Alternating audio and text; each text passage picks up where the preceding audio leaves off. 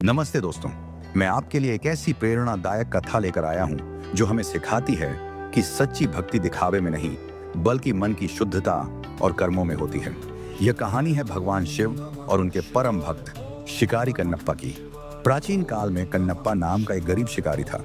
वह पढ़ा लिखा नहीं था और न ही उसे पूजा पाठ के नियम पता थे, पर उसके हृदय में भगवान शिव के प्रति अटूट प्रेम और भक्ति थी।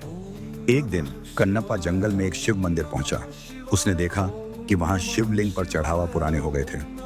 अपनी सरल बुद्धि और गहरे प्रेम से कन्नप्पा ने निश्चय किया कि वह स्वयं शिवलिंग की सेवा करेगा।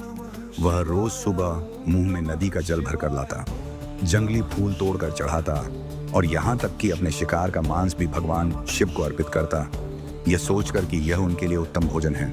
मंदिर का पुजारी, एक विद्वान ब्राह्मण, कन्नप्पा के इन अशुद्ध चढ़ावों को देखकर क्रोधित होता था। एक दिन उसने सच्चाई जानने के लिए मंदिर में छिपकर देखा। जब कन्नप्पा ने हमेशा की तरह जल, फूल और मांस अर्पित किया तो पुजारी ने उसे डांटा। तभी भगवान शिव स्वयं प्रकट हुए। उन्होंने पुजारी से कहा, हे ब्राह्मण, तुम इस भोले भाले शिकारी को डांट क्यों रहे हो? इसकी भक्ति में जो शुद्धता और प्रेम है वह तुम्हारे विधि विधानों से कहीं अधिक है। शिव ने पुजारी को कन्नप्पा की भक्ति की गहराई दिखाई। उनके चढ़ावे भले ही साधारण दिखते थे, पर प्रेम से भरे होने के कारण भगवान को अत्यंत प्रिय थे।